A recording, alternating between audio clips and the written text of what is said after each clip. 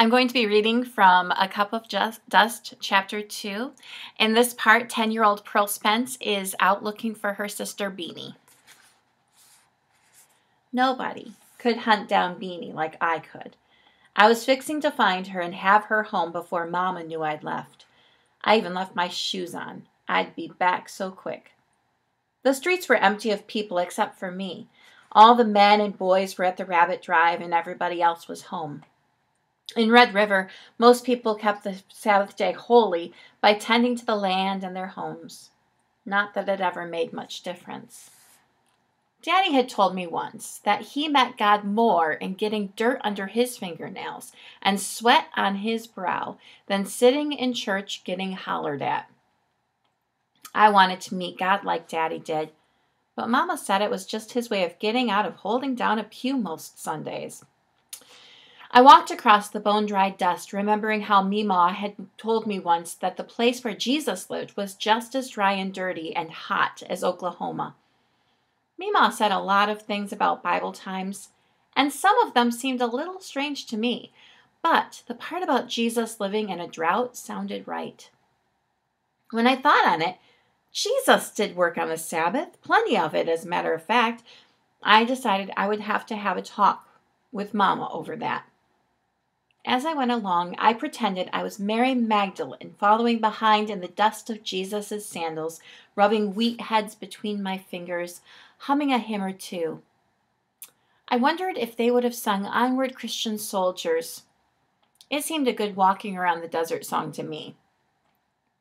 I quit humming, though, when I saw that woman walking toward me on the same side of the street. I had never learned her name, but I reckoned she did have one. Mama just called her that woman and said that I wasn't to speak to her, not ever. Mama's rule was that if I met her on the street, I was to cross over to the other side. I took one step off the sidewalk to act in obedience, but remembered that Pastor had talked about the Good Samaritan in church that morning. The only people crossing to the other side of the street ended up being the bad guys. Besides, I didn't know what was so wrong about living in a cat house like I had learned that woman did. Mama wasn't watching that day, only God was. So I decided to be the Good Samaritan and stay on the same side of the road as that woman. If I'd had a donkey, I would have let her take a ride on it even. The closer I got to her, the lower she held her head and the farther to the edge of the sidewalk she stepped. I wondered if she would cross over to the other side of the street so she wouldn't get too close to me. She never did, though. "Hi," I said as soon as I got close enough. She stopped and glanced at me. Her head still hung low.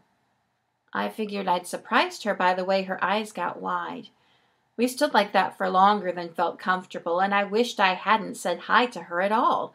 I knew I needed to say something else to make it less strange. I thought about telling her that she was pretty, or that I'd never seen a woman wear as much color on her face as she did.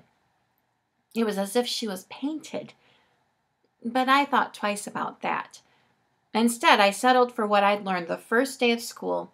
I smiled wide and looked her right in the eyes and stuck out my hand. "What's your name?" I asked.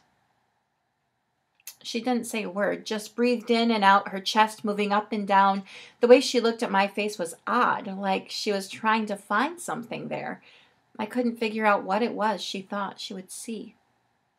"I'd best be going," she said, rushing past me with her arms crossed over her stomach like she was going to get sick.